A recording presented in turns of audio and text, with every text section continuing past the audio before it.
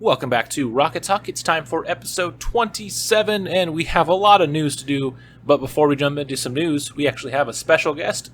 Old Man Court is back for another episode. Johnny is off for the week, and so we decided we want to get our good friend Court back on. So, hello again, Court. We've missed you.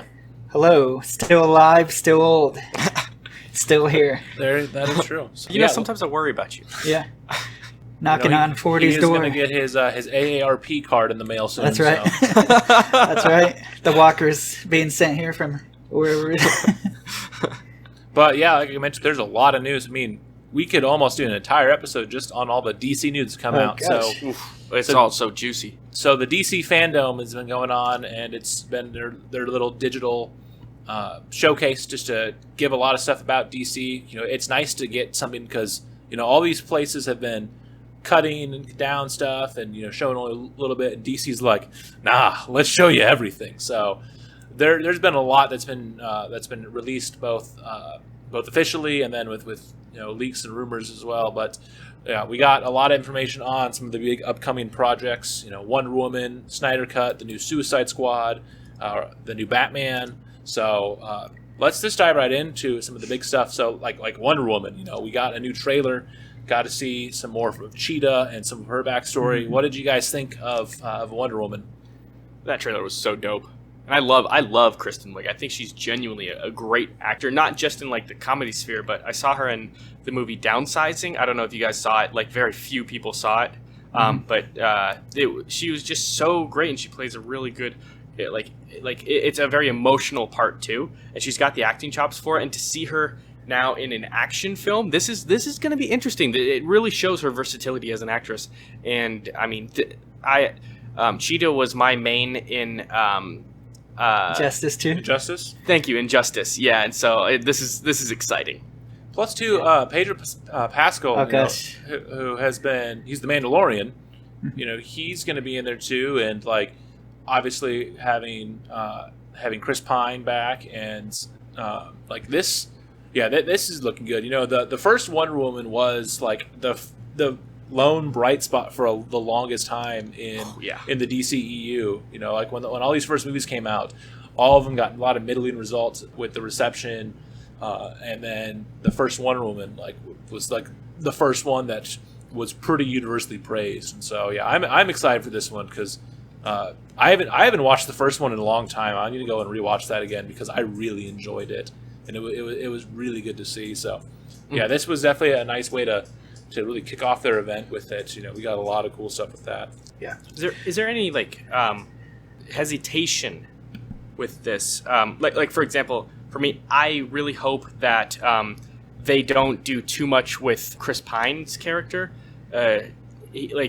I understand they're bringing him back somehow because I've only seen the first Wonder Woman in theaters, and I thought it was great, but I really hope they don't play too much on the relationship part, the cheesiness of it, because it was looking like the roles are now going to be reversed, where Chris Pine's character was taking Wonder Woman through, you know, what modern day looks like, or at that time's modern day. Like, you can't just go and pick up someone's baby. Like, that's not okay. But now things are flipped. Like, he's been gone, and I think 40-something years have passed, so now she has to kind of show him how technology has progressed. I hope they don't lean too much on that.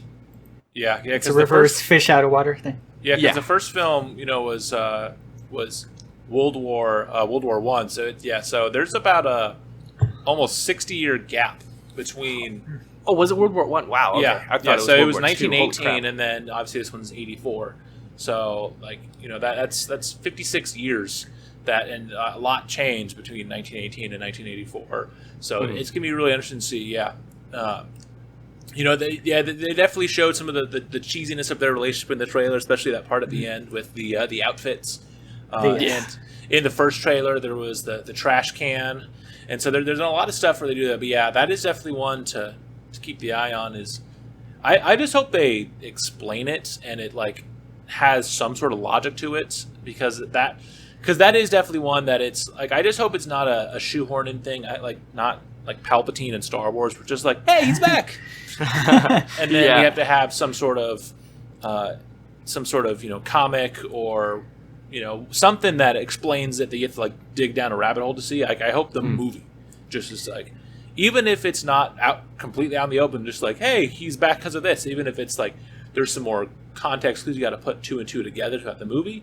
I just want to know why is he back and look like he hasn't aged a day in 50 years, just like Wonder Woman has. So that would be nice to know.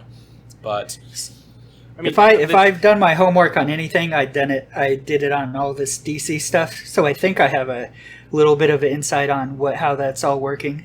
Oh, as much as I can.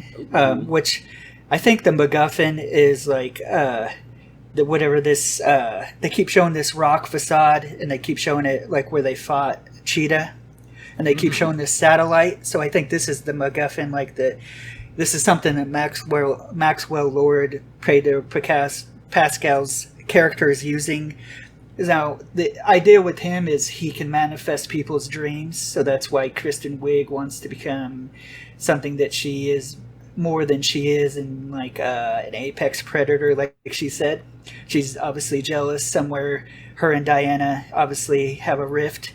Well, I don't know if this is maybe a manifestation, like I don't know how that can be, but I think he has either a device or this like tower, this base that is going to be like the final battle site is some kind of MacGuffin, but he's bringing back everything that people want. Like it's totally about it's kind of like in the 80s there's Wall Street and greed is good, and he's like an ultimate schmoozy businessman, and I think that's one of Max Lord's power is to manifest things. So Steve might not actually be an actual Steve. It might be a projection of Steve. Yeah, I don't know how it is, like how it... Yeah, because I'm pulling up the Maxwell Lord Wikipedia page right now, and it mentions his ability as telepathic persuasion. So that could they'll find some way to explain it, but that could be something then where it actually... And that could be a big twist towards the end, is that it's not actually Steve, that it's just her imagination. You know, if that were the case, that would completely make up for the reverse fish out of water thing because if you've done it in one movie, you shouldn't do it in the second movie because then it just is too much. But like, if they want to go that route for the comedic relief, like that completely makes up for it. That would just be awesome. Yeah, for sure. Very excited for it. So now this is coming out in October. This was supposed to come out originally this past June, but with the pandemic, everything has been delayed. So as of right now, October 2nd is when it will be coming out. So, that'll be great. Moving on to one of the other big pillars they really had, we got the Snyder Cut trailer. Yes. So yes. I have not even ever seen Justice League. Outside of Wonder Woman, I've only seen part of Batman vs Superman. So I am very out of the water when it comes to Justice League.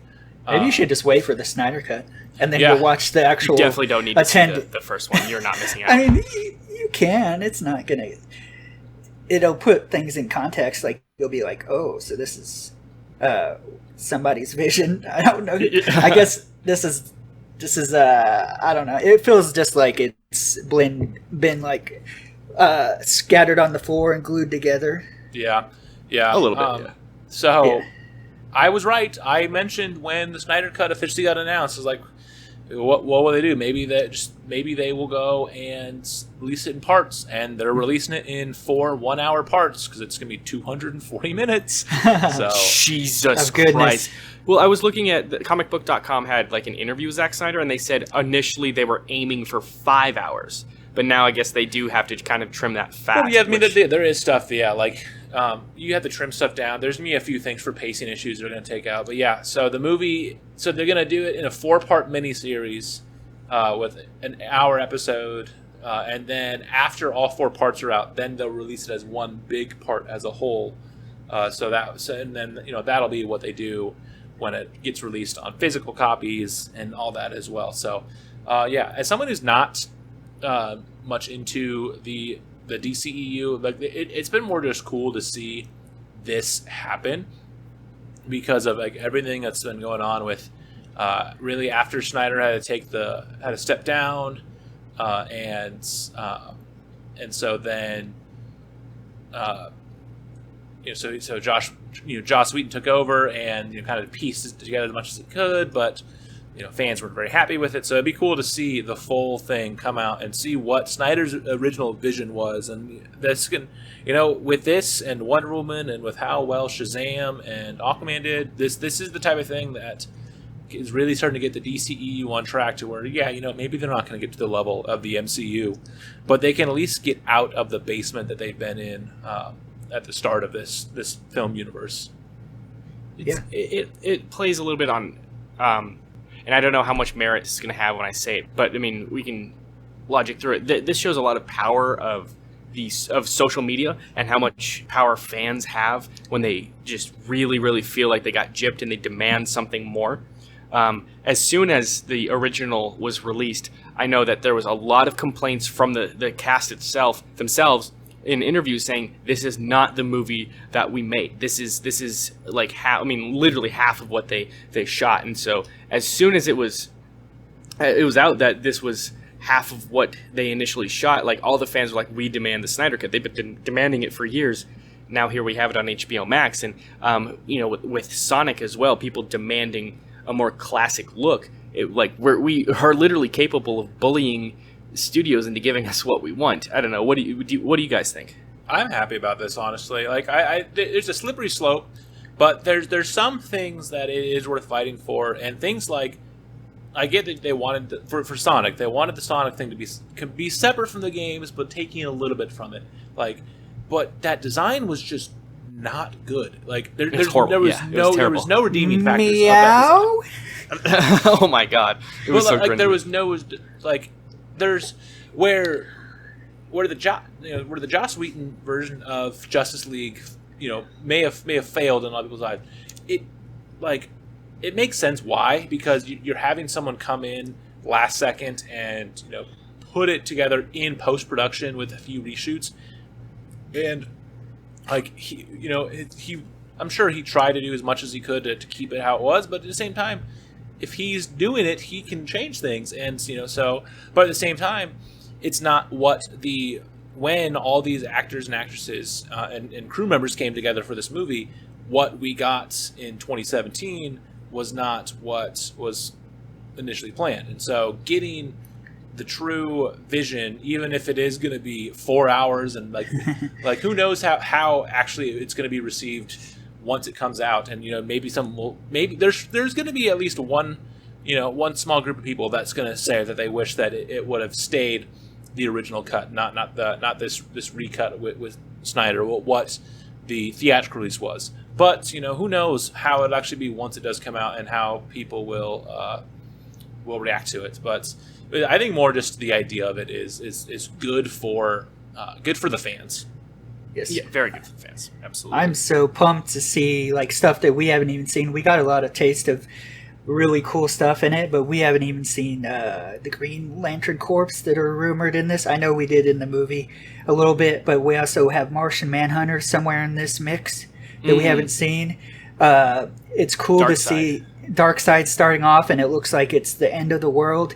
You had the very top of the Hall of Justice from the Super Friends type style. Mm-hmm. It was cracked, the facade, and so ultimately it's going to mess with time. Yeah, it's going to mess with time travel. Actually, that's another thing. Speaking of dark, Whedon and his editors came in and color corrected a lot of stuff that Snyder intended to be this way. Mm-hmm. And so they went from meddling to the script all the way to color correction. So we have a lot of treats and stuff. And there's Darkseid. There's a new redesign of Steppenwolf, and then there's another henchman. So and then there's Lex Luthor. We haven't seen much of him. We don't know if we're going to get the bald Lex Luthor. But there's all these things that we haven't seen. Oh, Iris West was in it. That got completely cut out.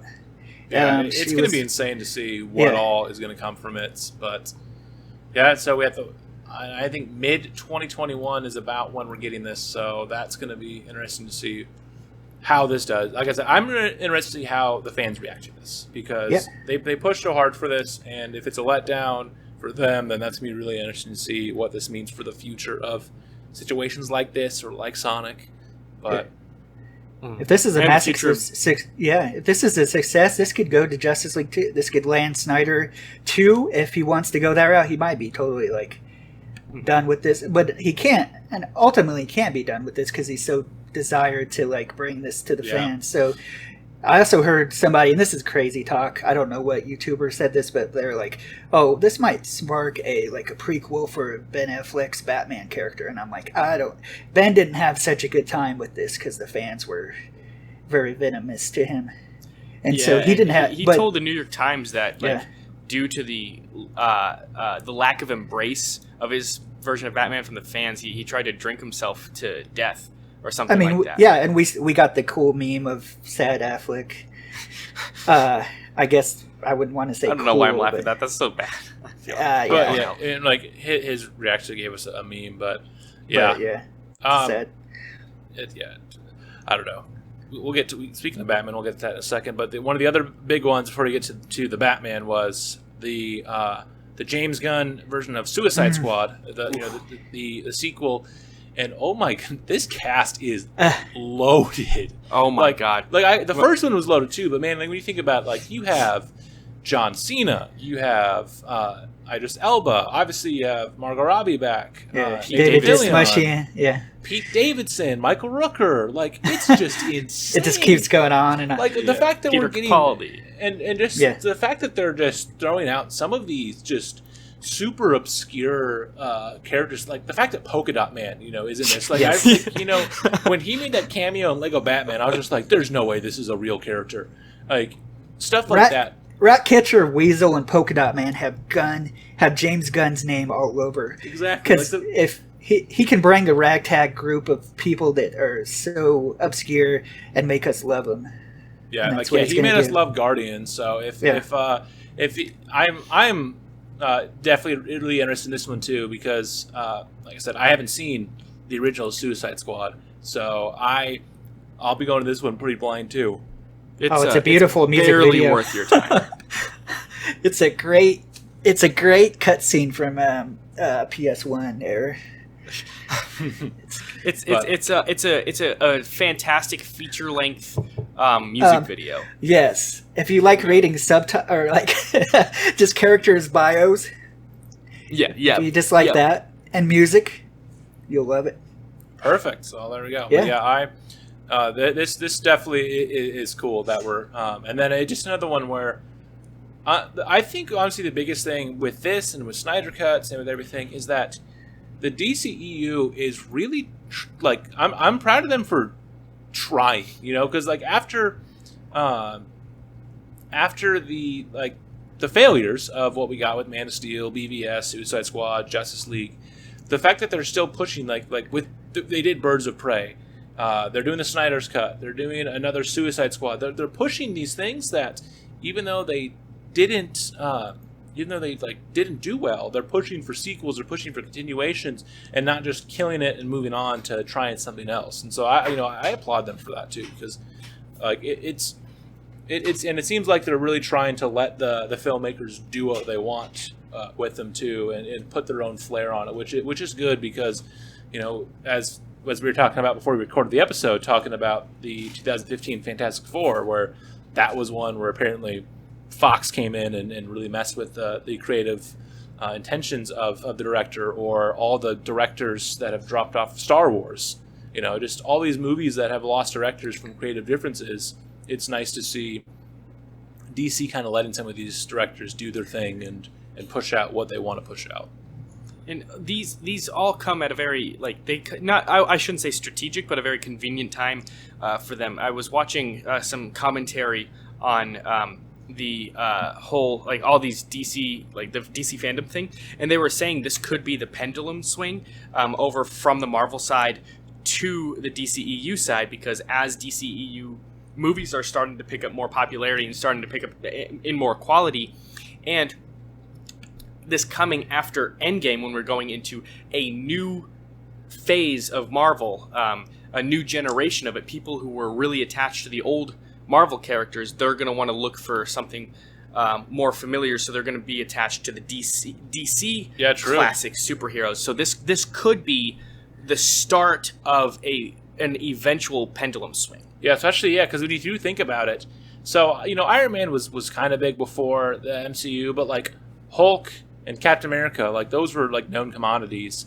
and and like these big known commodities that now we've had for the last 12 years since they're moving on, like they have Spider-Man, which is good, and eventually they're going to have X-Men, but like as much as these films have helped Ant-Man and Guardians and Black Panther and Doctor Strange grow in popularity, they're still not the ones that people knew prior to the films, like what you're going to have with Batman, Superman, The Flash, Wonder Woman.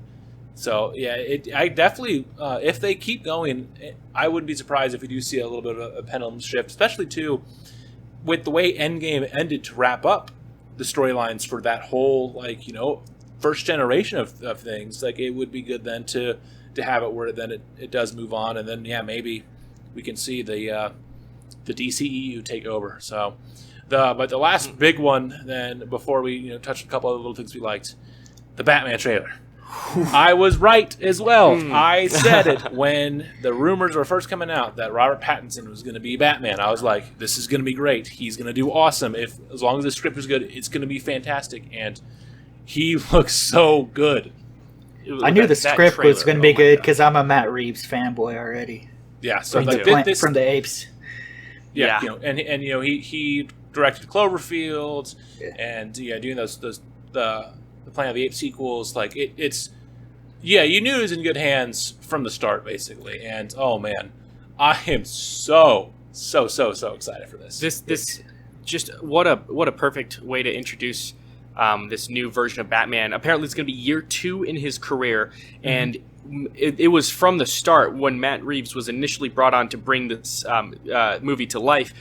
He initially said this is going to be more of a detective-based Batman film. They get plenty of action, of course, and we saw him really unload on that nameless thug, which was awesome. But this one, especially with it teasing the Riddler as the film's villain, this is going to be perfect to see a more investigative side of Batman, because we don't really get a lot of that with other films. Yeah, we haven't gotten. It's been a lot more of the hero side of things, with the vigilante, not as much of the detective side. That's awesome. And also, it's another good cast. Having Jeffrey Wright as James Gordon, having Andy Serkis as this version of Alfred. It's going to be great. Colin Farrell is going to be the Penguin. Who knows how much he's going to be in the film. Like how much he's going to be a part of the story. Because I do want to say, I think the Riddler is supposed to be the main villain. Yeah, I think so. That's what they were teasing, especially with the question marks. And that's he's wanting to take down Paul Dano. They didn't even show his that's pretty bold that they didn't even show his face. But I think it's scary that way. And it would be nice to see, like what we got with the Dark Knight trilogy. We're taking some of these goofy characters like Scarecrow and Joker and giving them a serious edge. And this looks like it's going to give them a serious edge as well. So I am definitely. This was definitely the one that had me the most excited out of everything that we got. Like when I heard the tape, the logo, DC logo, and the tape, I'm like, oh, this is gonna be dark. This is dark already. Yep. Like I thought something bad's really happening right now, and I don't even know what to expect. And then oh, okay, this is where they're going. They're going like a Seven kind of vibe. I don't think they're going to go that dark, but it's got some cool. You got Zoe Kravitz, daughter of Lenny, who was Catwoman in Lego Batman as well. Oh wow! So she's continuing. She's reprising a role in a way. Yeah.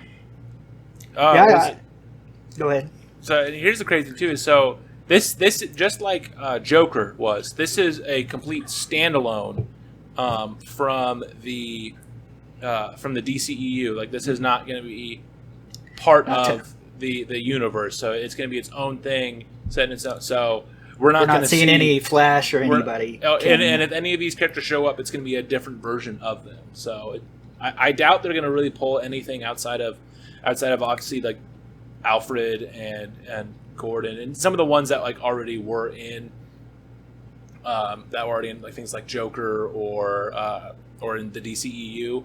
But yeah, we're not gonna see Flash show up or Green Lantern or anything like that.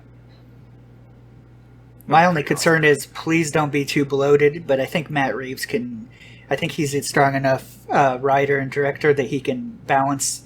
Because right now on paper it sounds very bloated: Penguin, Catwoman, Riddler, and maybe some of the crime bosses that we've known, like the because I think Falcone's in it too. Falcone's, yeah. And I know that Penguin's is going to be like a crime boss, and I know that Riddler is going after cops. He has a morality thing, so it's a duality with Batman. They both have kind of the same morality lines that they're following, but they're just doing it obviously different, much different.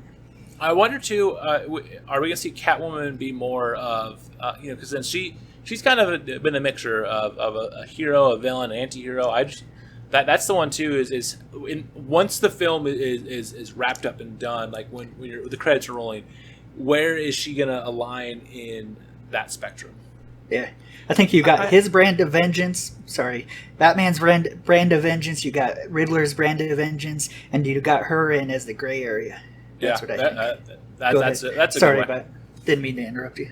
Oh, no, you're fine. I enjoyed your take on that, and I also was going to say something along the lines of her being a gray area, and with her kind of being her, she's looking out for herself, not necessarily a villain, and Batman actually being a hero, even though it's vigilante justice, he's still a hero. Like, they just happen to step on each other's toes, and so I wonder if they're just going to do that. I wonder if she's going to be a really big role or not, or if they're just going to be bumping into each other to try to make it feel more like Batman's world. Yeah, maybe. And to continue on with that, but I'll promise I'll make this quick because I know these news segments do go long. We saw the thugs, and they kind of looked like Joker thugs. I was with his face paint, even though he didn't have the red lips or anything like that. I was wondering if he was just happening to bump into Joker's thugs, and we're not necessarily going to see him. They're just trying to fill out the world and make it feel more Batman. I think we're going to get that one. A thing that will, because what it is let's say that Riddler's is the main villain. So let's say something happens where Riddler, like time as gets whether he goes to jail or died or something, where Riddler would not be in the sequel outside of a small cameo.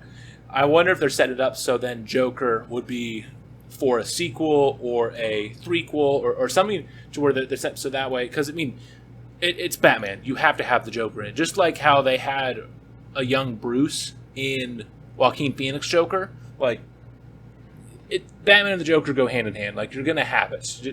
There's gonna be a demand for it, and they're gonna have to fill that demand. But honestly, I kind of I want there to be a few movies without the Joker, because we've got a little overplayed by now. Yeah, it's the same thing like that. I'm not gonna be surprised if in the third MCU Spider-Man, if we get some sort of hint at Green Goblin, because it's Green Goblin. Hand. They go hand in hand, like Batman and the Joker and Superman and Lex Luthor. Like, we're gonna probably get some sort of tease there, but yeah. Was there really any other big things that really stood out to you guys in this bevy of news we got? For me, one was Static Shock is getting another comic coming out, which could also lead to a film, which is awesome because Static Shock is really cool. I loved the cartoon as a kid, and it's cool because it was it was an African American. We had a prominent black hero, which in the early 2000s in mainstream media wasn't as big of a thing now. As it even is now, and we're still not fully there. So that made me excited. And the new Batman game, the new Gotham Knight game reminded me that I am still needing to go play the Arkham games because they're still on my backlog. They're so amazing, dude. You gotta get to it. Yeah, I love the Insomniac Spider-Man game, and a lot of people said that it's very similar to those Batman games with its combat and gameplay mechanics. So I'm sure that I would love it.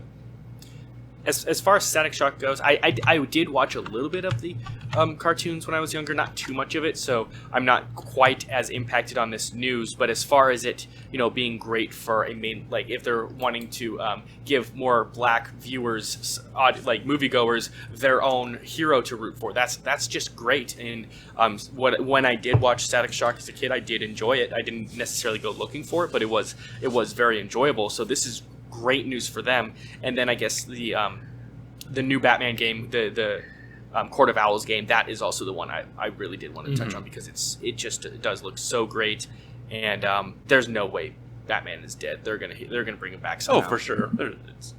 Yeah. Well, maybe they could do it where instead of it being Bruce Wayne, they could have it being Batman Beyond. I forget his name right now. Oh, Terry McGinnis. Yeah, Terry. Yeah, maybe I could be. There's Terry. Bring Terry back. Honestly, cool. Yeah, he hasn't been around, and he hasn't been in the spotlight in a while. I'm still waiting for this Batman Beyond movie where it would be perfect to have.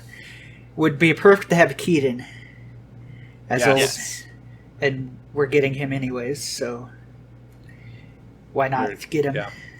Yeah, definitely. I'll definitely keep my eye on that game. Maybe I'll go and play some of the other ones and finally get to it. What about you, Court? Did anything else outside of the big four movies stand out to you? Yeah, I'll be real quick. I'll just got little tidbits. Like, I kind of like the Shazam 2 Fury of the Gods. I don't know what that means. I guess Black Adam will be in it. Black Adam. The Rock is going to be in the DCEU. I'm surprised that the MCU never got him, because that's such a big name as well. But I smell what he's cooking, man. Yeah. So that'll definitely be one to see as well. Yeah. I think that introduced people to his origin, like the people who weren't diehard Black Adam fans. So that introduced him to his origin on that cinematic. I would say the Flash suit looks impressive. Of course, it was just concept art, but that was a little fun segment with. And I like Andy Muschietti. I like him directing it. If they finally have a director, we might actually see this. They went through umpteen amount of directors for this movie, so we might actually see that. The Suicide Squad video game didn't really impress me too much. Like the characters, just how they looked but I do love I love the idea of playing as King Shark. I'm a big King Shark fan. Oh yeah. So, the Batman game, the Batman game really impressed me because I love Nightwing, Batgirl. I loved the whole Bat family idea. That really sold me. So I'm really gung ho on that. I'm trying to think what else there was. There was a lot. I don't know, but regardless, there was a lot to chew on, a lot to be hopeful for, and a lot that they're setting up with this, especially with Flash and opening up different dimensions. I still pray that people don't want this, but I want it to happen. I want George Clooney to make a guest appearance. Oh my God, the worst Batman. Just bring all the Batmans back. Yes. Just put Adam West in there too. I don't care, man. Just put all of them there. Just for fun. You can bring back. You can have Adam West stock footage like CGI. Exactly. They can recreate him. Do what they did with Tarkin in Rogue One and Carrie Fisher. Yeah. But yeah, man, it's that would be super funny especially if they did find some way to have the Adam West style Batman in these very brute, serious Batman, and then he just runs with the bomb and the shark repellent. Oh man, yeah. So a lot of DC stuff. Very very nice to see this come out and very refreshing. So honestly, that this was enough to do our own news segment in general. So let's move on. We're bringing back Luke's Lament. I have something that I do want to bitch about. So, the IGN had a opinion article this past week saying that Sony gave Xbox an advantage by requiring the DualSense controller for PS5 games. So, with the new PS5 that's supposed to come out this holiday, it can use the DualShock 4 only on PS4 game because it's backwards compatible with PS4. But if you want to play a PS5 game, a new game on a new system, you have to use the new controller. So wait, what? A new generation of console is going to require a new generation of controller? It's hard to believe. So what? That is insane. So the advantage they're saying that Xbox is getting is because the Xbox One controllers will work with the Series X, like out of the box, nothing, like it'll work with everything. The new controllers have a couple more features that you can use, but you're not going to be missing out if you want to still use. And so I get why. I get both sides of it. I get why it's good for those who have an Xbox One, especially with their Elite controllers and their custom controllers, that you're dropping hundreds of dollars on a controller. And if you did that, in 2019, 2020, you don't want to drop a bunch of money and then get a new console and can't use it. But, like, why is this not a thing? Like, we've had this go on for every single generation, and no one cared.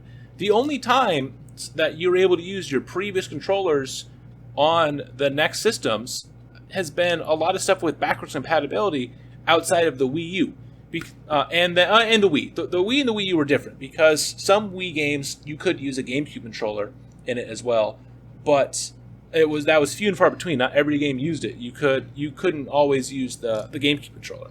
But like when you bought a PS3, you couldn't plug your PS2 controller in to play Uncharted. You used your PS3 controller. And when the PS4 came out, you did the same thing. When you didn't see people. You had some parents complain in the 90s when the Super Nintendo came out and it wasn't backwards compatible.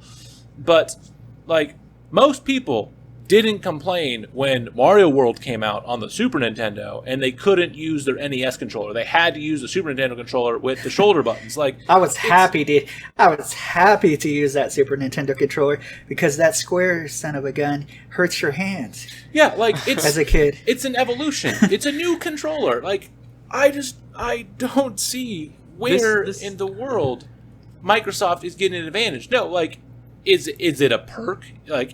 Is it a perk for someone who has an Xbox to think about getting the Xbox Series X after having the Xbox One? Yes. But when they tweeted it, I quoted the tweet and I mentioned how the Wii U used the Wii Remote, and most games you use the Wii Remote to still play. That didn't help the Wii U at all. The Wii U failed, and part of it was because of their horrible marketing. But honestly, with this Xbox name being the Series X, I don't think people are going to realize it's a new console either, and so it could fail too. It's just a horrible take. And Connor, when I sent the article, he found a bunch of these funny comments, and so honestly, I got to read some of these too because they're saying a lot of the same things. So this one is from. Budhabboy 96 or Buddha Boy. Oh yeah, I guess. And so, did I miss something? Have all past consoles been compatible with older controllers, or is this IGN making a worthless article because that's what they do? Up next, how game controllers make me a better father. This article is garbage and created to stoke the fanboy flames. And honestly, like it obviously there's jokes in it, but it's true. Like especially in today's day and age where the console wars have basically died. Like there really isn't as much of a console war anymore outside of people pushing it. Like Microsoft and Xbox, and Sony and PlayStation, they don't really care anymore. Like they'll do things to give them an advantage, but like Phil Spencer doesn't care if you go buy a PS5 and play, play Avengers with Spider-Man. He's just happy you're playing video games. And like Sony is happy when the Xbox is successful too. I'm sure they like it when they're doing better, but it's.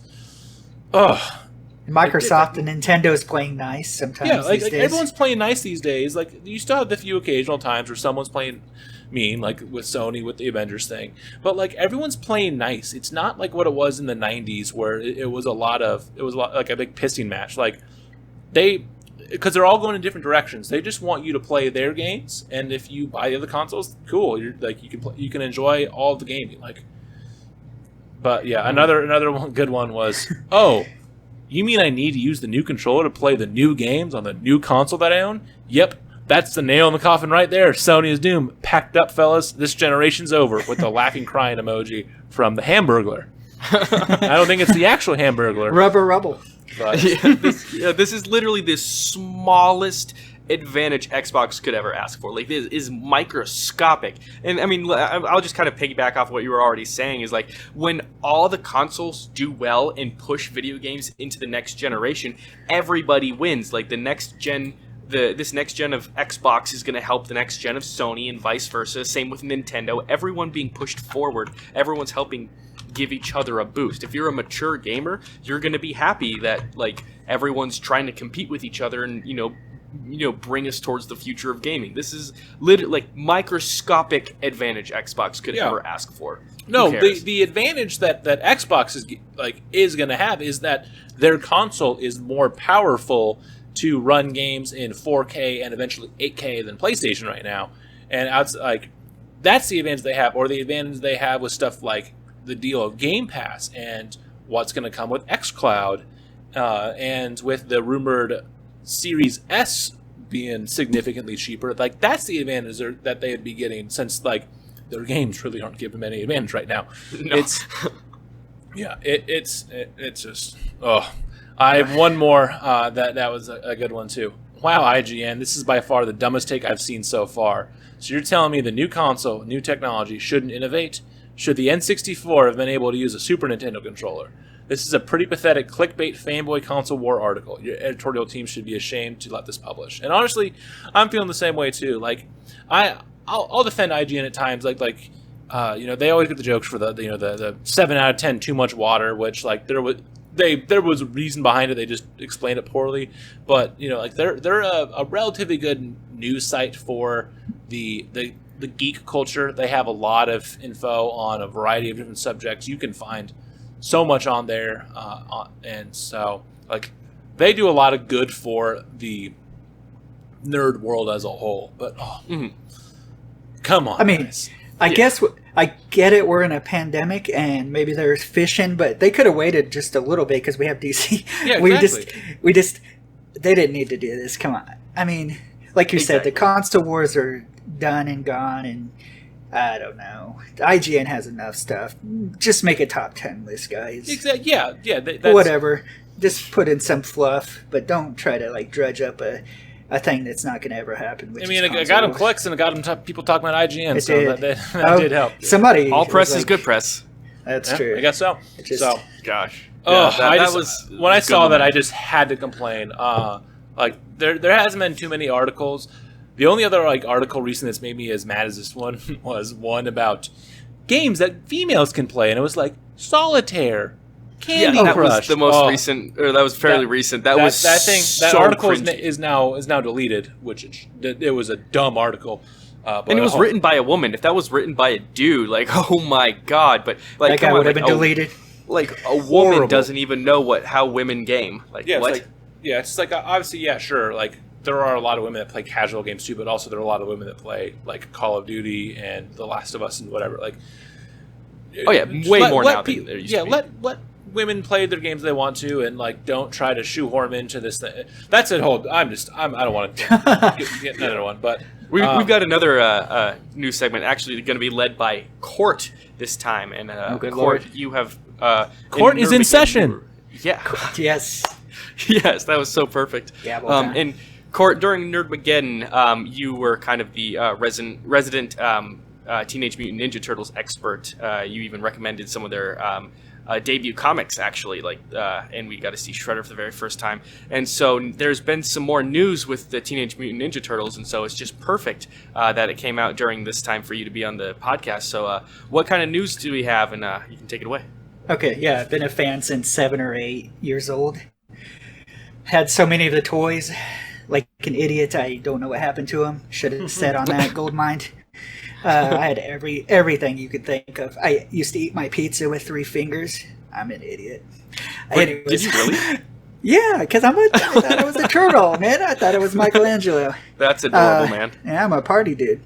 So Dateline and Nickelodeon, of course, is rebooting Teenage Mutant Ninja Turtles. Oh, rebooting it again. Oh, cool.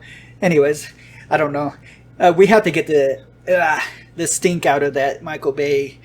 There was some cool elements. They did Bebop and Rocksteady pretty good. I will say good on that one. But now we got Seth Rogen's company, Point Grey Pictures, with Jeff Rowe, directing this. And Jeff Rowe is from Gravity Falls fame and Connected, whatever that is. And so you got Brendan O'Brien that directed or wrote for Neighbors, Sorority Rising, Mike and Dave Need Wedding Dates. He's going to write this screenplay. And I can only suspect that Seth Rogen is a fan from back in the day and he's about my age. So I think he's going to do it right. I'm a little when you hear Seth Rogen, you're a little apprehensive because I don't know if he's gonna. I don't know if we're gonna get Dave Franco and like the other guys direct. I'm assuming they're gonna shoehorn like actors into these voices instead of have like your famous people like your Rob Paulson. But I'm sure we're gonna get people like I don't even know all the Seth Rogen crew. I'm sure we're gonna get that. But if we do, we do. The last time we saw any kind of CGI, this is a CGI version, so they're going with animate. I would like live action if they give it another try. Maybe not do what Michael Bay wanted to originally do and make them space aliens. Fans out. That was like one of the original fan outcry. They changed that too. Good on you guys.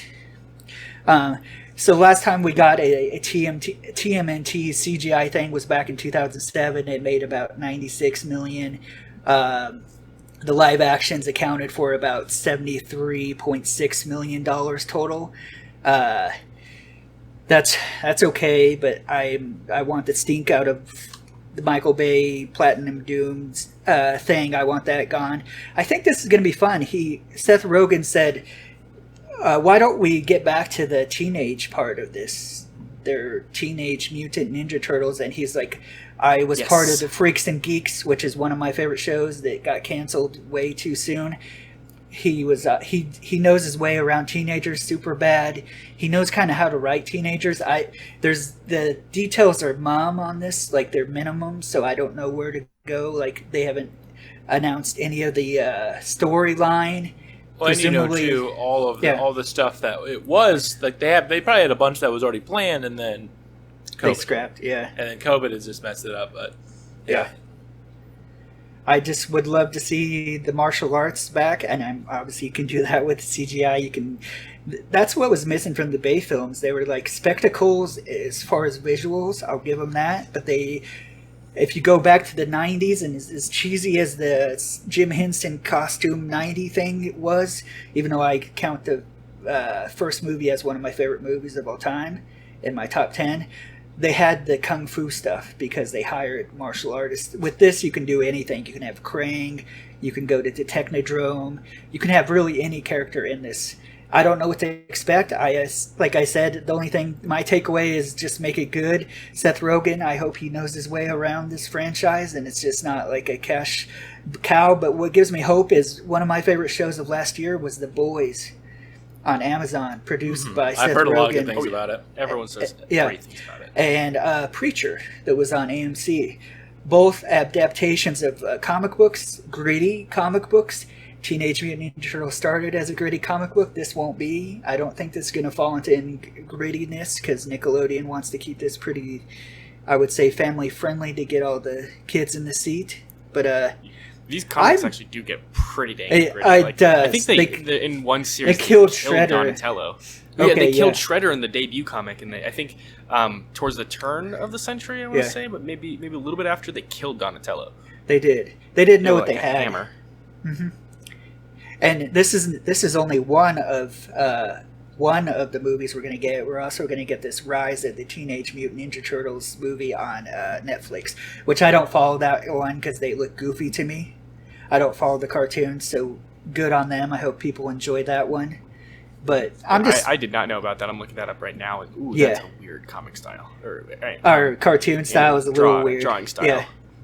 It's a little weird. I don't really care for it, but that's what I got for this. I can't go much into it because I don't know what the story's going to be about. But Seth Rogen's always been a favorite of mine, even though he's done some less than desirable movies. Sometimes they're not so good, but his general people he works with is entertaining, and I just suspect that we're going to have famous people voice these people. So as long as they do a good job, I'm all for it.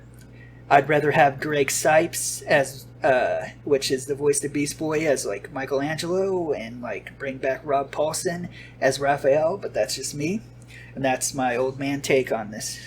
Well, it sounds like he's going to get back to the heart of the Teenage Mutant Ninjas being teenagers and being actual ninjas rather than like the Michael Bay brawler types. They were more brawlers than actual ninjas. Yeah, I'm excited for this, honestly. Like, it's I've never been like super into the Ninja Turtles. One of my uncles like loved them, which is like I remember because he's about 15 years older than me. So by the time I was growing up is when he was like finished up high school. So some of his old stuff, my brothers and I would use as stuff with my grandparents. And I remember like there was bowls that we'd have cereal in. That was the Ninja Turtles, and yeah, he loves the Ninja Turtles. So I like a lot of Seth Rogen stuff too. I think that he does a nice mix. Like he plays a lot of the same characters and a lot of the stuff of like the dumb stoner, like kind of wash out everything. But like he's a good actor, and he's a really good writer. And so I'm excited to see what his team can do with this. So yeah, like your fandom is sky high for Sonic and that franchise, and I acclimate my love for Turtles as that on that same level. Maybe, I don't know. Your Sonic, Luke, your Sonic level of fandom is sky high. I was listening. Here's a good one to show just how sky high it is. There's a website called Last.fm, which I have linked to my Spotify. So anytime I listen to music on Spotify, it tracks it, and so I've really been using it consistently since early 2017. And so it gives you your most played stuff. And so Reliant K is my most played artist since I've been really tracking it. But the Sega Sound team is my second most played artist with 2,751 scrobbles. So plays, oh, yes. And that's not even counting. There's a few other Sonic ones on there that aren't in that grouping of the Sega Sound team, like T-Lopes for the Mania soundtrack and a few others. So like. I listen to Sonic music on a regular basis, type of thing, even too. And so like at the end of the year, how they like highlight your music like listening habits on Spotify, they'll give like a celebration of your. I'm sure Sonic. There's gonna be a ton of Sonic music on it. Well, this year especially, I just put a big playlist that I loop it on, and so this year especially, it's gonna have just a ton of it. So that's gonna be fun to see. Also, shout out to Reliant K. Oh, yeah. Good stuff. Love them. For sure. So, that was the first of Court in session. So anytime Court's on the show, I'm sure he'll have another thing he can dive into some of his old man nerdiness with us. Yep. So, probably Masters of the Universe next time. Exactly. So, that can move us then on into the topic of the week. So, with the time this episode will air, it will be the end of August, which means we are 2/3 of the way through the year. So I thought it'd be fun to do kind of a what's your favorite of this year so far, and then because of COVID and us being able to have a lot more free time, there's been a lot of stuff we've gone in on our backlog with stuff. So I thought it'd be fun to, on top of doing what's been like why this has been your favorite album or this has been your favorite TV show this year, what's been your favorite things that you guys have consumed that maybe came out last year or 5 years ago or ones from before your time. So how about you start, Connor? Why don't you go over some of your current favorite releases this year, movies and video games, music, all that. For sure. So there's actually not been that many that I have really invested into this year. So I just when I first made the list, I listed everything I saw as far as movies go that were new to this year. And then I actually trimmed a couple down that I didn't really care for. So I'll just give you the list one by one of movies that I really liked this year. And that was Onward, Hamilton, Sonic the Hedgehog, The King of Staten Island, and McMillions. Actually, one of these should be moved down one. So those were all the ones that I really liked. Yeah, and that's a good, honestly, just this year, because of everything, like Sonic is like the world is like the leader for highest grossing film in the world last time I saw, and like it's Sonic, and that movie, like it's good. I'll get more into that movie is gonna be on those lists with Avengers and Star Wars and all these things that brought end in, of the year list. Like prestigious like Deadline and like these prestigious sites are gonna have this, and I'm gonna love it. It's gonna be so funny because of everything. Yeah, they're all gonna have an asterisk right next to them, like, but COVID. Yeah, like like Sonic and Bad Boys for Life are gonna be like the two high, like with stuff reopening. Maybe we'll see stuff, but like as of right now, as of August 23rd.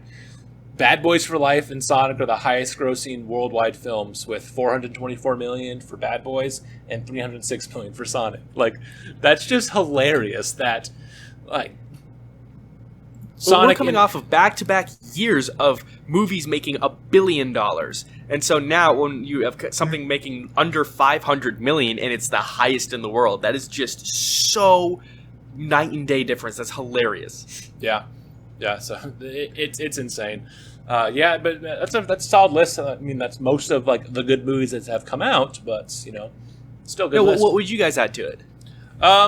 I would honestly, I don't really know because I'm trying to think. Because like one of the other movies that I saw, I guess technically Just Mercy might fit on that. Yeah. So it was released limited Christmas, and then got and then it got more of a wide release in January. So I guess technically that one.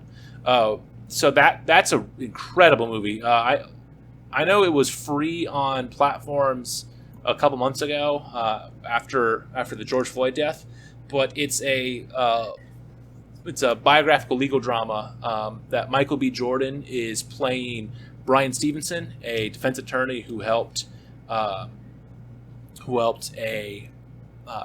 convicted murderer that like didn't actually kill get his sentence overturned and get it dropped. And it's actually one of the most accurate films I have ever seen in terms of like I went and looked up all the stuff that like what was changed, and it is one of the most accurate films in terms of the story that I've ever seen, with at least from these articles I was finding. It's a great movie. He's in there with Jamie Foxx, Brie Larson. So I definitely recommend that one too. But if you want to count that one as a 2020 movie, but it also technically is a 2019 movie. So, well, if it came out like at the tail end, I mean, like 1917 came out like Christmas for us, so it's basically a 2020 movie. But yeah, and I mean that cast that you just named, that I mean, I'm already sold. That sounds great. It's a great movie. It's one of those that Abby and I are probably gonna have to add that to our Blu-ray collection soon because it was so good. But yeah, I really liked Onward as well, and Sonic. But yeah, it's. Mm-hmm. What about you, Court? Anything else that was not mentioned? I would throw in maybe I think it came out this year. At least I saw it this year. It's called The Way Back and had Ben Affleck as a alcoholic. Oh yeah, that came coach. Out. I want to say that came out this year. It kind of was like hit home with him because he's had his trouble. So it came out like right before everything shut down. So it came out in March 6th, and then March 19th they said that it was about to be coming to video on demand because of everything closing down. So it came out the same week Onward did. Okay. So both those were in theaters for like a week, and then everything shut down, and then everything got moved. So like it, here's the crazy thing. So it went on to make $8.5 million its opening weekend to finish third at the box office, and then it fell 70% to $2.4 million that next weekend because that next weekend because like the 11th of March was when like sports basically all shut down. So like that like week of March like 9th through the 4th through like the 13th was when like everything just went and just went all the way down. So. But yeah, I've heard that that's a good movie too. Check it out. Especially if you mentioned the whole like Affleck struggling with alcohol after the Batman thing, and it looked like it was a good movie. So it seems like it's going to be your typical sports. Remember the Titans feel good one, but it zigs where it zigs and zags around in different elements of it, and it's just it's just crazy to see. It's almost like watching found footage of Ben Affleck doing his normal days when he was in his dark period, because he's going to the fridge. There's just a scene where he goes to the fridge and destroys I don't know how many how many beers, and it's not good to like make light of this, but it's like it was like harrowing. It was kind of like it was like, oh my gosh, this guy's at a peak of he's like, I don't know, a mess, and I just know that this had to be such a personal film for Ben Affleck. It's the same director who did The Accountant with Ben Affleck, Yes. which is also a really good movie. Yes. That's a great one where from about 4 or 5 years ago, where Ben Affleck is a accountant that has high functioning autism, and so it's you get to see representation of someone with autism portrayed in more of a positive light, which is good. But that's a good movie too. So I didn't even realize that. Now that I knew that it's the same director, Yeah. I'm definitely have to check that out. This had a spectacular like song in it in the trailer. It really sold me. It like touched my heart. The song is called "Heavenly Father" by Bon Iver. Mm-hmm. So he's like a indie artist. He's worked with Taylor Swift recently. He's on Folklore. But yeah, that's also a decent album too. Yeah, it actually is. Like she comes out, she goes, okay, we're getting off on something, but I'm just gonna do that. Like I just want to, because my mind frame is going to Taylor Swift just for a second. So T Swift goes from like some weird commercial super poppy album, and then she dials it back and she goes to like some kind of like avant-garde. Like she takes some experimentation, indie. Mm-hmm. And so I think that's cool about her career, because like I love when artists like to experiment about that. There's probably gonna be some, people that only listen to bubblegum pop that are gonna be a little, butthurt about it. Yeah.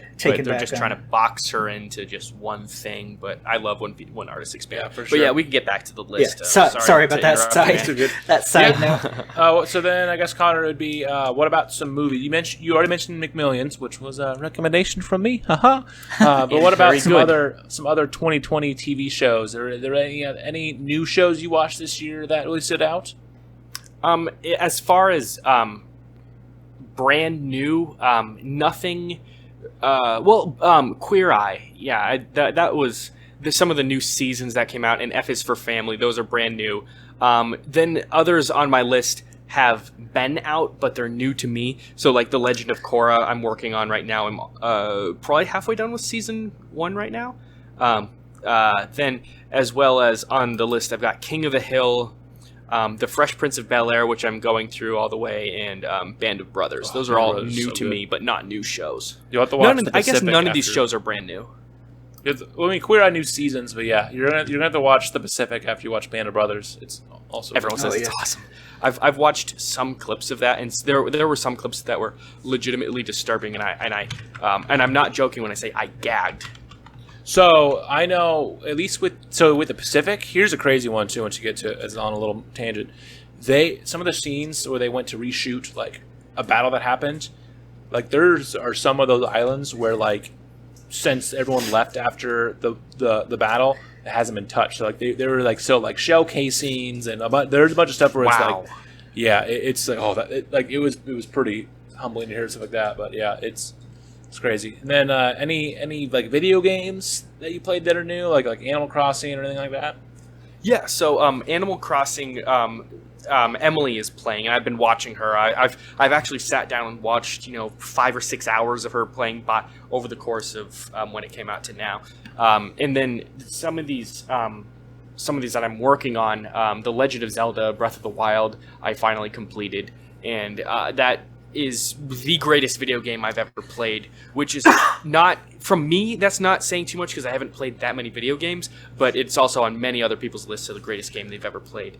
On top of that, I'm working on Fallout New Vegas, Luigi's Mansion 3, and BioShock. Nice. What system are you playing New Vegas on? New Vegas, my Xbox 360. I would say, yeah, good, because the PS3 version of that game is rough. Define rough. Is it like just doesn't look very good? It just doesn't run as well.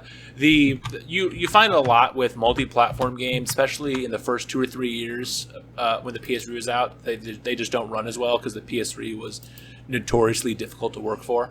So, but, oh well. Nice. I'll go then, and then Court can give his list then too. So I'll start with my favorite for music. My favorite album. It's been kind of a slower year for me with music. Like I've listened to a lot, and there's been a lot of stuff I've enjoyed, but not as much as in past years. Where like what my recommendation a few months ago with "You Are Okay" by The Maine. Like not long after I listened to that, I was like, okay, this is my album of the year, and like it stayed. Mm-hmm. Where my album of the year this year, like it's been my album of the year since I first heard it, but I haven't had as much of the same punch where it's like, oh my gosh, like this is game changing. But my favorite album this year probably would be "Nothing Is True and Everything Is Possible" by Enter Shikari, who is a British, just kind of metalcore band. Mix of everything type of band. Yeah, they mix. I have not heard that name for a while. Yeah, they mix electronic, alternative, post-hardcore, metalcore, all into one.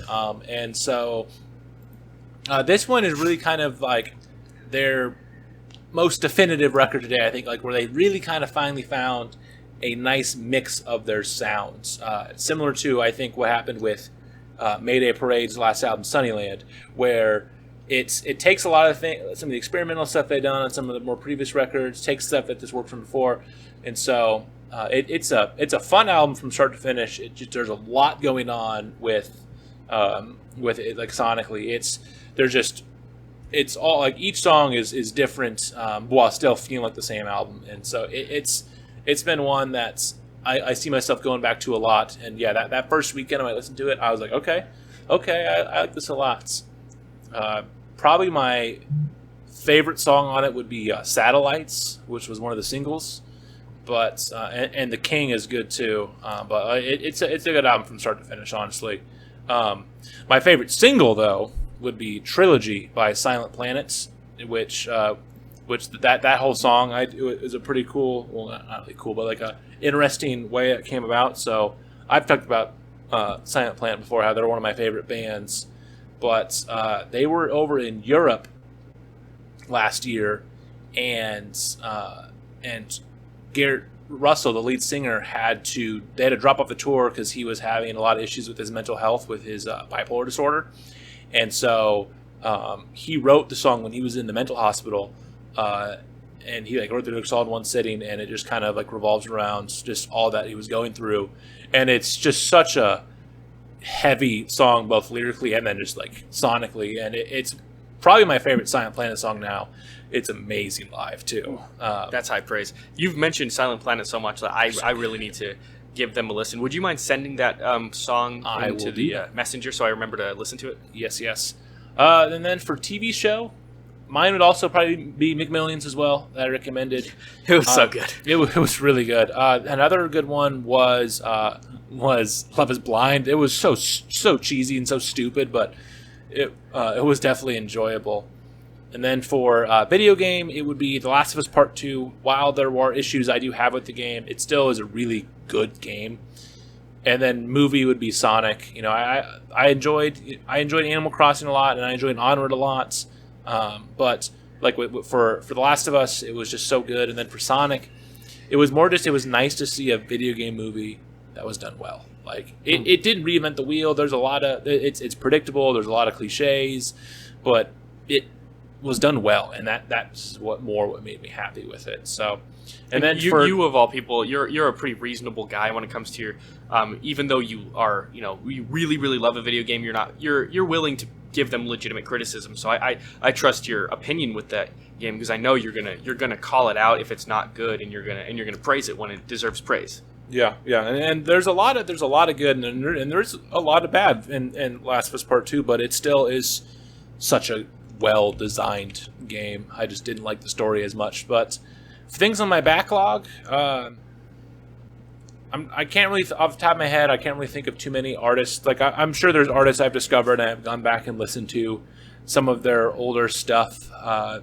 but I can't really think of an artist right now. It's like, oh yes, I finally discovered them, and I've been going through and listening to their stuff now. But for shows, Abby and I went and rewatched Avatar when it got put on Netflix, and I had only seen pretty much all of season 1, so being able to see all of The Last Airbender from start to finish was incredible. You know, it's such a good show. And then video game wise, I went and replayed. I went and played Star Wars Jedi Fallen Order. I bought the game in February, and I ended up beating that a few weeks ago. And it's a good game too. It's not as good as God of War or Spider-Man, some of the other single player games I've played recently, but it was really enjoyable. It had a fun story. There's a couple moments. There's a part at the end where a big name Star Wars character appears, and it's just kind of there out of the blue, and it really didn't need to be there. It's just kind of like, hey, look, there they are. I won't spoil it for you in case you guys want to play it, but it just kind of happens. You're just like, really? But besides that, like it had a nice story because it was kind of separated from the rest while still being in the Star Wars universe. Like Saw Gerrera from Rogue One appears, and and it mentions Order 66 and all that. But it's a really good Star Wars game that really gives more to that episode 3 to episode 4 window, which we still have so much time that we don't know about things that happen. So that would probably be my list then. What about you, Court? What would some of your favorites this year be, hun? Okay, for the movie side, we got King of Staten Island. I mean, Pete Davidson, Bill Burr, good movie. Pulls on your emotional heartstrings. I got a preference that a couple of these are just elements of the movie I like. Some of them are a little bit rough, which would be Scoob. Some of it I like. Some of it was just really grating on me. And then Birds of Prey, elements I liked. Some of it I didn't, but Sonic would definitely be on there as a shining example of what to check out if people haven't checked Sonic out yet. Very, very excited to see Tails and Knuckles and all the goodness. Maybe Jim Carrey get fat in a fat suit, something like that. So movies not from this year that I checked out that I watched. I watched Say Anything Again, one of my favorite movies with John Cusack and the Boombox. You know about that, because I mean, people have parodied the Boombox countless amount of times. Anchorman is one of my. I'm gonna announce something right now. Okay, so this can fit on a best of 2020 list for sure. Probably the best thing is I fell in love. So this year. So a few months back, and I want to announce just right here to you guys that actually I am engaged right now. Oh, Court, that's fantastic. Several weeks back, yeah. So congrats. Right. Congratulations. So my fiance and me watched her favorite movie is Anchorman, so we just have a poster now. We have an Anchorman poster that we needed. This wall was looking very empty, so we got Ron Burgundy and always good to have Mr. Ron Burgundy on it. Have you guys watched this? Have you seen the sequel? I have. I'm not as crazy. It's good, but the first one is just incredible. There's some really funny moments in the sequel, but the first one is amazing. One of my favorites. First one's a little bit like lightning in a bottle. How can you just recapture that? But I think the sequel definitely had some great elements that really I think stood on par with the first one, but overall it's just hard to remake that. Yeah. So get ready for congratulations, man. That's amazing. Yeah, thank you. I thought I'd bust it out right here. I haven't told too many people, but I assume you guys are going to be getting some wedding details once we organize our thoughts. It's very early into the process, but I wanted to I was debating if I want to bust that out, but okay, so back to this. It's out. It's out, and it's it's not probably. It's the most amazing thing that's happened to me in this weird. Yeah, now all of us talking about Luigi's Mansion 3 and Queer Eye just feel like it don't matter. I didn't want to be a one-upper, but it's the best of 2020 for me is what actually, because I was ready to be like that ship already. I felt like sailed. I wasn't going to find love ever, and I wasn't getting any younger. For sure. Yeah, getting I would say it's a similar thing was Abby and I getting a dog has been definitely a bright spot in a pretty sour year. And so I'm sure definitely finding true love is another one as well. So that's pretty awesome. Yeah. So that was beyond amazing blessing highlight of this weird year. So she hadn't seen either one of the Tom Holland Spider-Man movies, so we watched those. And then I showed her Say Anything from the 80s, like I said. And then TV side, Umbrella Academy Season 2. I've only seen one episode, but I love it because I binged the crap out of the first season. I actually dipped back. I'm going to go between that's new, but I dipped back into a show that's I don't know. I'm not ashamed to call it. No, I was going to go with Guilty Pleasure, but I'm not ashamed. I love Degrassi, The Next Generation. So good. Yes. So I revisited it. Johnny and Luke, they had their own separate segment. Was it last podcast or like two weeks ago or something? We mentioned it here and there. So what got me back into it is on Twitter. I don't know if you've seen it, Court. There's a Degrassi Out of Context account. Oh, I have not seen that. And so they go and they just tweet random clips from out of context from the different episodes. Mm-hmm. And they go from start to finish. So they're on like season 14 now. Like it's like Miles and all the characters that I like don't care about as much. But it's been funny because it's been seeing some of these moments that I have completely forgot about. But yeah, yes. I loved Degrassi. Yeah, I love it too. There's a Roku channel, obviously, that has it going on 24 hours. Mm-hmm. So I think I just hit that one time, and I'm like, oh, I forgot how much I needed to see. I needed to see Aubrey Graham. Yes, see a young Drake and see his very Canadian accent at times when he says things like "a boot." Sorry. Sorry. And so another one of my awesome things that I dipped back into was Flight of the Conchords on HBO with Jermaine Clement and Britt McKenzie, and that's a great show. Rick and Morty, like the second half of that season, Middle Ditch and Swartz, which I know you guys had featured on the show, Lock and Key from Joe Hill, which is Stephen King's son, McMillions, Stargirl. Those are some of the new ones that I've checked out. And so video game-wise, Animal Crossing, of course, Mario Maker 2, you had to get into the Legend. I love the Legend of Zelda, the original one, so it was cool to play as Link. I'm a huge fighter fan, so I have the arcade, this really long arcade stick with dual sticks. Like I can play arcade games without destroying my wallet. And so I play a lot of SNK fighters, a lot of King of Fighters, a lot of those SNK fighter games with Terry Bogard. I bought a Terry Bogard hat for some reason. Don't wear it. I have Star Wars Jedi Fallen Order in its package still, so I need to get to that. Yeah, it's a good game. I definitely would run through it. There's the good tip for you. The one thing I would look up is see which level you can get the double-sided lightsaber, and then I would do that right away because oh man, it makes the world a difference. Yeah, and then once you get the forced pull, oh man, it's so much fun. My favorite thing to do in that game was force pull a stormtrooper and then stab him with the lightsaber. It is the most satisfying thing. Oh, I'm gonna love that. Some of the newer stuff, more of the newer stuff. Streets of Rage 4. Thank you for bringing that back in a whole new light for me. It took me back to what I was playing it with Streets of Rage 2, one of my favorite games of all time, with my cousins. Shantae and the Seven Sirens was really cool. I like a girl that can whip her hair back and forth like Willow. I played some of the Sonic Ages games. It's so satisfying to play Sonic 2 as Knuckles. Those ports are so good. Yeah. And having the drop dash from Mania. Oh, wow. Love it. Let's see.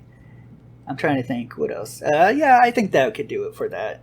I mean, and then music. I just now started diving into a band that I've been listening to for years that I guess I didn't know that they had a new album, but it's Front Bottoms. It's called In Sickness and In Flames, and from what I've heard, it's really good. I've been a Front Bottoms fan for a long time.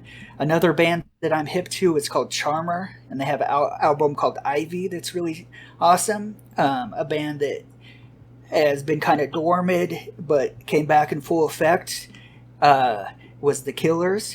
That's a good album. Oh, yeah, I forgot they just put something out. Caution has Lindsey Buckingham from Fleetwood Mac ripping. I love the guitar solos are back. so that's good. It's always good to hear rip-roaring guitar solo. English singer-songwriter that I've been really loving is his name's Dermot Kennedy. Also been loving this guy. This is a spoken word rapper. He used to be a homeless guy. His name's Hobo Johnson in the Love Makers. And then there's a single by Head in the Heart that I really love called Honeybee. I like Bearings' most recent album.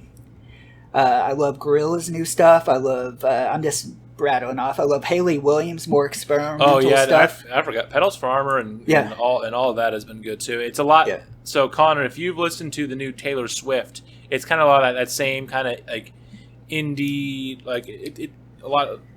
I hate kind of like folky. Yeah, I hate when I'm trying to compare artists and like when it's ones when they're not fully the same, but like there's a lot of the same vibes that you can get with Pedals for Armor that you can get with Folklore. Yeah. Okay. Nice. I should check that out because I'd probably like that. And the rap duo Run the Jewels came out with Run the Jewels RTJ4, and it's a banger. So banger alert. Check that one out. And then, of course, I'm always listening to old school new wave music, like your Tears for Fears, your Cure, your New Order. I'm so happy that New Order was in the first trailer for Wonder Woman 1984 with Blue Monday. And a book that I'm reading is A Marvelous Life, The Amazing Story of Stan Lee by Danny Fingeroth. Oh, that's awesome. And also Chasing American Monsters by this guy named Jason Offit that we know. I know him. Oh, I forgot. Yeah. Oh, I forgot one. When you're done, I forgot one more best of thing I have to mention too. Yeah. I'm also thinking of a couple for mentioning books too. Sure. Well, I was saying. Go ahead, Court. Go ahead. And then last but not least is like just in the comic book section, I'm reading this thing called Fantastic Four Grand Design. So they did this comic called Grand Design with X-Men, and it really just condenses the history of X-Men or Fantastic Four all the way down. It has a really pleasing visual style to it, and that's probably my list. That's good. Nice. I forgot too, outside of obviously Rocket Talk, yes. The best podcast I listened to this year, besides Rocket Talk, was the official Last of Us podcast on Spotify. Sony did it with Christian Spicer hosted it, and it went over everything, like with the first game and then the second game, and then some other parts, just like with different people talking about how much they love the Last of Us. It's a really good podcast. There's 12 episodes, I want to say. And so they go in depth through the entire game, and it definitely recommend listening to that after you play The Last of Us, or at least watch gameplay of the whole story.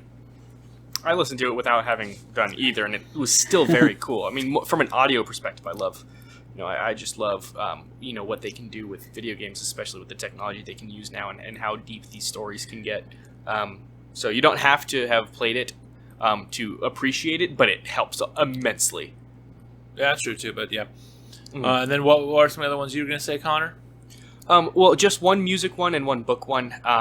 Currently, I'm reading a book called "The Healing Power of Mind," and it's very good. It's written by a Tibetan monk, and I want to say his name, but I know I'm gonna butcher it. It's Tolku Thondup or something like that. He's a Tibetan monk, and it's just all the power, what meditation can do for you, and for the physical and psychological aspects meditation can do for you. So I'm going through that, nice. And it's very, very good. I recommend, if you guys are interested in meditation and stuff like that, give it a read. It's written very well.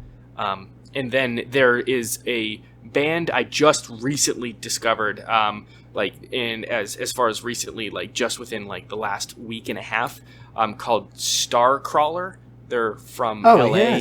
Yes. I was hoping you would recognize it, or someone would. I know them generally from just one song, but I've listened to I think they have a song called "I Love LA" or something. Yes. But they also they did the sound. Yeah, they covered Ramones' Pet Cemetery for the remake of Pet Cemetery. Yes, yeah, and that's where I initially had heard of them, but I never gave them a listen. And they have album, 2 albums out. One called Starcrawler, their debut self-titled album, and the next one is Devour You. And they've got some good songs on there. Bet My Brains is a good one, and She Gets Around. So if you guys you get time, get the time, give them a listen. They're worth it. Nice. So definitely will do. So, yeah. I thought you were going to pull a fast one on us for a second. Sorry. I thought you were going to be like, I don't know, The Doors or something. I thought you were going to pull a fast one on me. Yeah, so I discovered this artist. His name is Drake. I don't know, man. He seems like he's up and coming. Okay. Sorry about that. I just thought you were going to do that. You're going to do it. But yeah, so I mean, like, even with the pandemic, there's been a lot of good stuff, and then a lot of new discoveries because of it. So, 2/3 of the way through the year, even if a few things have been cut short, or we haven't gotten as much, it still's been good. You get a chance to actually catch up on stuff we've been meaning to do. Exactly. So, I would say let's move on then into recommendations. So last week it was my turn, and I recommended Hot Wheels Highway 35 World Race, the nice 2003 CGI animated movie. So here's a fun fact for you, and this will be one that'll kind of explain something. So originally, when they released Highway 35, they did it first where it was 5 episodes that premiered on Cartoon Network over the span of a few weeks in July of 2003. So Ring of Fire, The Greatest Challenge, Desert Heat, and then Frozen Fire and Wheel of Power were combined together into a 1-hour frame. And then when they put it on VHS and DVD, they put it all together in one. But there's like some clips from the TV version actually got cut out. And one of them in the before the ice leg of the race, the music just kind of like cuts and stuff, because all of the team's leaders say something instead of just Vert talking to Marky and Alec. And I just thought that was one to bring up. But yeah, I mentioned a little bit last week, but I loved this as a kid. I still have all my Hot Wheels. I actually just today, when I was buying groceries, bought a Honda Civic Type R Hot Wheel. So awesome, because I am a child. But I loved Highway 35 as a child, and I don't remember what got me to rewatch it. Something happened to where I went and I rewatched through all of Highway 35, and then also Acceleracers, the successor that came out 2 years later. And it was wonderful just to go and relive that. So I was like, I want the guys to see a piece of my childhood as well. So did you initially catch this on Cartoon Network? Yes. How did you? Okay. Yeah. So they had the advertising for it. So on top of the movie, since Hot Wheels was 35, they released 35 cars that were in the movie, and so they had the 7 cars for all 5 teams, and they released it periodically throughout the year. And so I remember in like mid 2003, I bought the DVD for Ring of Fire, and it came with Crazy Eights and Motocross. It came with Kadim's car, and then number 18, which you only see in the background a couple times in the film, but you don't actually see much of the actual driver in the film. And then after Christmas of 2003, I ended up with 31 of the 35 cars. Wow. So which that last wave of cars that came out is like the hardest to find. If you look on eBay, at least when it looked like 5 years ago, those were the ones that were selling for like $15, $20 a car, where the other ones were selling for more like $3 to $5. Because like there was tons of Diora 2s and ballistics and all that. But yeah, so I watched them. I owned episode 1 and episode 3 on DVD, and then I had World Race. And so yeah, it was a ton of fun. There even is a video game for it. That's fantastic. But what did you guys think of this little piece of my childhood? I thought it was pretty cool. Like I grew up, or I didn't grow up, but I dove in. I'm a kid at heart, so it's past my prime. But I watched a lot of this kind of CGI kind of stuff similar to this, kind of like a show called Generator Rex that had kind of a similar. This felt like the best, and this is no like slide against it. It felt like the best like cutscene of a video game I've ever seen. But I grew up with Hot Wheels, and I grew up with vehicles. Of course, I preferred my vehicles transforming into robots, but you know, I thought it was really good. It had a good adventurous storyline. It had some intriguing characters. I grew up as a kid. They had a renaissance on MTV of Speed Racer, and I grew up with a show called Wacky Racers that was a Cartoon Network, Hanna-Barbera. So I've always liked these race to kind of like a prize at the end that they're trying to achieve. So yeah, it instantly hooked me. And I just thought it was... I'd never heard of it because, I mean, it was just past my prime, so I didn't grow up with it. Yeah, because I was 8 when... I was between the episodes of 7 and 8 when this came out. Oh, here's a fun fact for you that I forgot to mention this last week and then a second ago. The voice of Lonnie is the same actress who was Jean Grey in X-Men Evolution. Oh, that has my heart. So, there you go, a little fun one for you. But yeah, so two cartoons I loved as a kid had the same voice actress there. Connor, I thought it was a whole lot of fun. I've had no idea there was a Hot Wheels TV show or movies or anything like that. So this was completely new to me. But I watched the Spider-Man, the new animated series from around that same time. I think it was also 2003. Was that MTV? That was... Because they had a CGI, like a short-lived CGI MTV series with Neil Patrick Harris. Oh, but yeah. I don't think... yes, yep, I'm looking at it right now. Neil Patrick Harris MTV. And it was not good. Not good at all. But it was I mean, I was pretty young, so I didn't really care. But now rewatching it's terrible. So it was also the exact same animation style, so that like the animation style never really bothered me at all, because I'm able to adjust. Like it's 2003, they're working with what they've got. And it was just like this would have been something I would have watched had I known it existed when I was a kid. And the cars racing is really the bulk of the movie. And I remember watching it. I was at about the hour 30 mark. I was like, wow, they're still going for like another 20 minutes. The dialogue was super cheesy, but also super fun.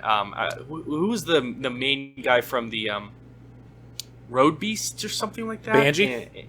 Is that who it was? And yeah. Every single line he speaks, it's kind of like the CW. He's trying to make it seem really cool. And just like, I've thought about you being on my team now. He's like, you didn't need to say it all dark and gritty. No, you're talking about Taro. This is from the Scorchers? Yeah, the one who drove the 70s Roadrunner.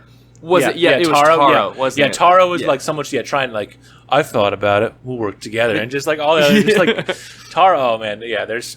It's funny, just like the different things they do, or my favorite with it is just a plot point that's always funny to think about is every time you see Kurt Wilde in the Z36, the black version of Slingshot, and they're like, who's that? It's like, who is driving? Like, there's you don't see multiple versions of the same car, so you see the same car that you see Kurt Wilde driving in black. I wonder who it could be. But I mean, that's nitpicking a thing for kids. Like that always was one that was just like, come on, guys. Yeah, but they could have tried a little bit. Kids are dumb. I think they did the same thing with like Racer X on Speed Racer. It's like, who is this mysterious racer? I'm like, he's Speed Racer's brother. Get it? Yeah. I mean, I know he has a helmet and like. Well, I mean, that one they didn't like know, or in the Wachowski's version, he got. Plastic surgery done to. Oh my god! We're really far with that.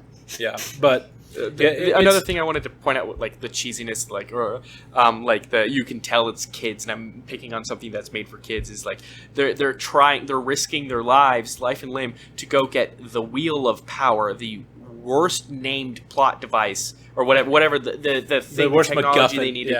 Yeah, it's just like you couldn't come up with anything more creative than the Wheel of Power. For a Hot Wheels thing, it isn't that bad. I mean, it's perfectly named for it, but it's just I don't know. But the wheel is very powerful, so I mean, it's an adequate name for it.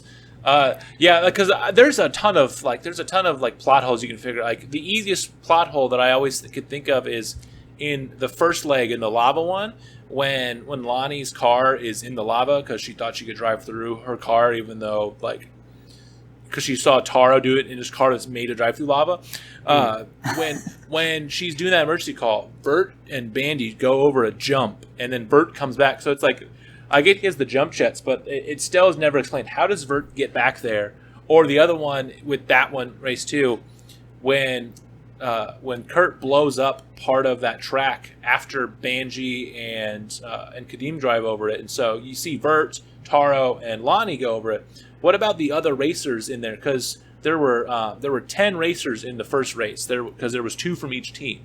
So like we don't know what happens with Rekis and the other drivers. I can't think of their names right now. The other cars that how did they get out of the race? They didn't make it. But it's things like that. It's like you're looking too deep into a kids movie. So if you need to have a segment where you overanalyze something like that. If you guys did like it, though, there is a sequel series called Acceleracers, and so it came out 2 years later, and it takes place 2 years later.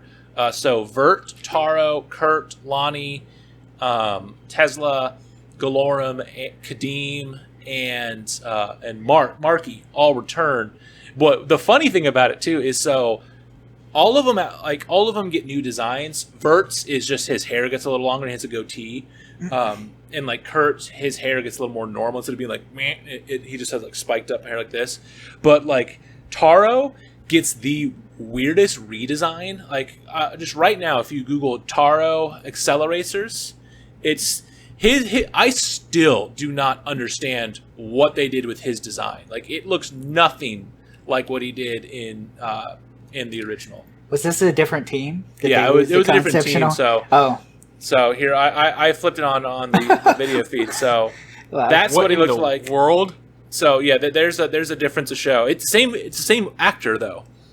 All the actors returned, but yeah, it takes place 2 years later, where Galorum and her drones, the racing drones, steal the Wheel of Power because the Accelerons made more tracks that you need the wheel to access, and so to go in the racing realms, you need the Wheel of Power, and so Tesla gets all these former world race drivers to go in it, and so there was 4 hour-long episodes of that, and so they continue the story, and it fleshes out some of the characters, which is funny because like at the start of Acceleracers, you're like, oh, why is Kurt Wilde back? I don't like Kurt Wilde.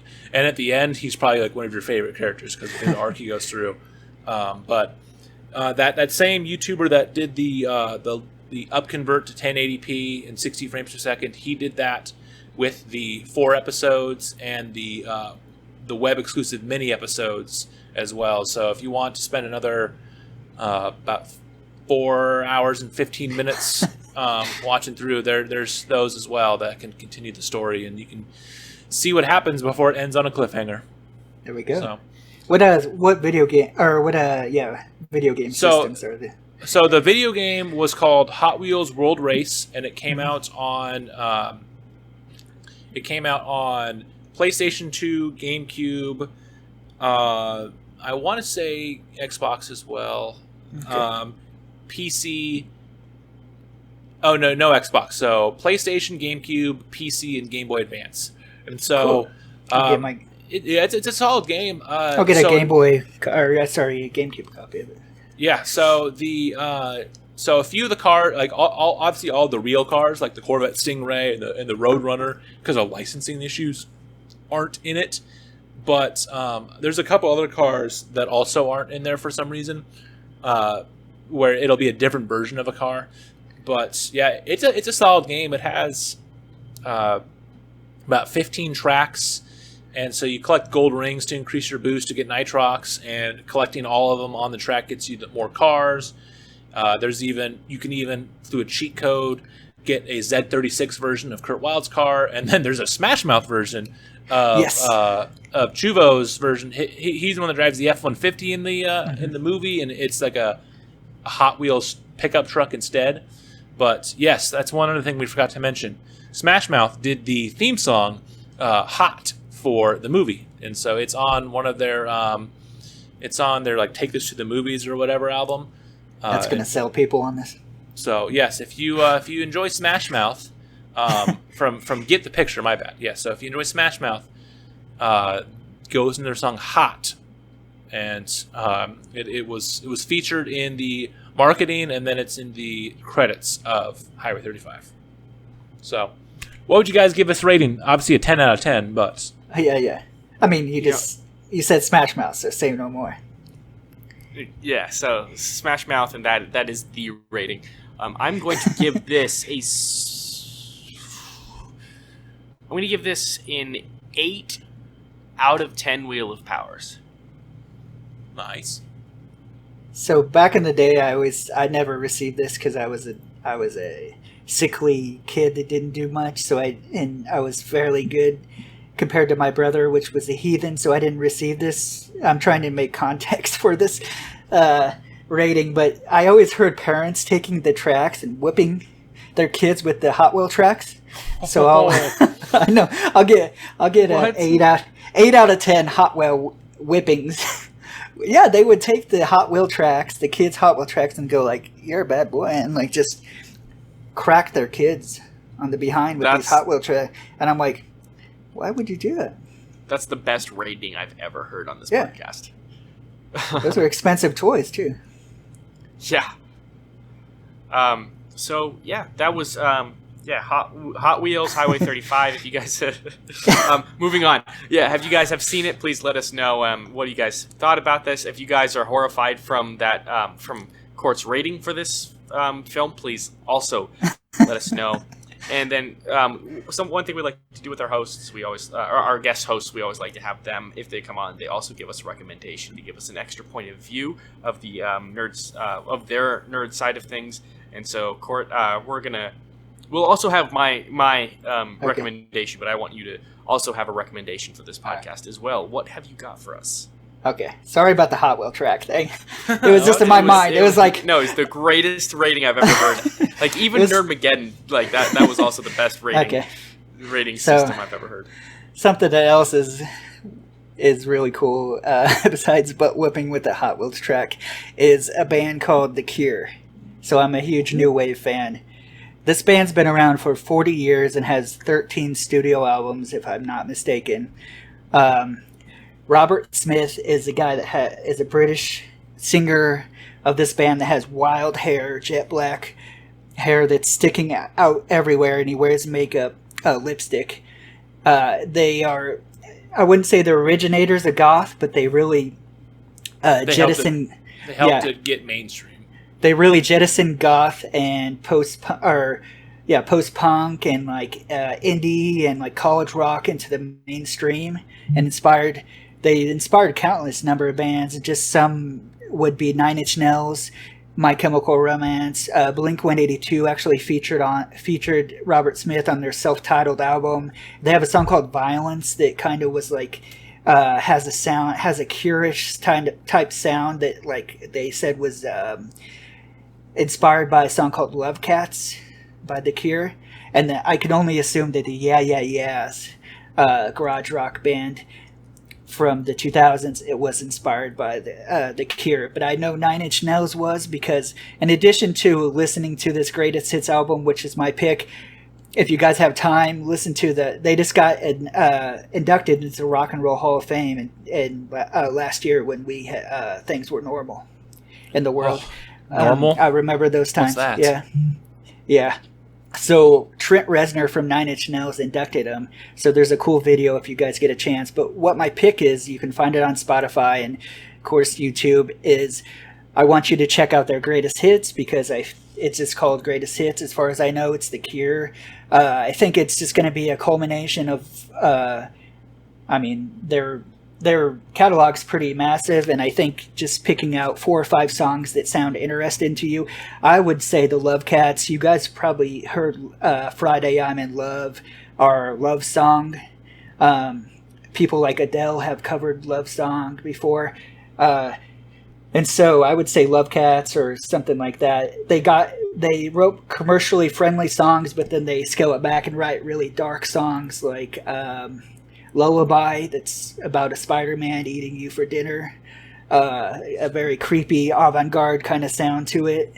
I think they're genius, and they inspired some of these bands that I grew up loving, like My Chemical Romance, and even though it doesn't sound like Blink would be inspired by them, they credit inspiration. So yeah, check them out. I also have another video if you guys want to check it out. It's called the YouTuber is called Trash Theory. Yeah, Trash Theory, and it's a song about The Cure and their fans. I don't know exactly what it's called. It's kind of like how to understand The Cure and their fandom or their fans. And it's by a British guy named Trash Theory that does really good music essays. He did one recently on the Gorillaz, which is pretty awesome. So yeah, check that out. Like I said, pick out. You can listen to it in its entirety, the Greatest Hits album, or you can pick out 4 or 5 songs. I'm not too partial to whatever you want to do, but I just thought I'll get into I'll get into like some music elements, because I'm usually just going like comic books or something like that. But yeah, that's my pick. Perfect. Yeah, we'll definitely listen to it. So yeah, solid pick, man.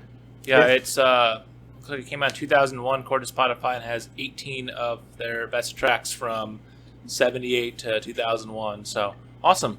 Yeah, I definitely have heard a good chunk of their songs, but it'll be fun to listen to it again. I'll throw it on the old work playlist, and we'll probably listen to it over the next couple days.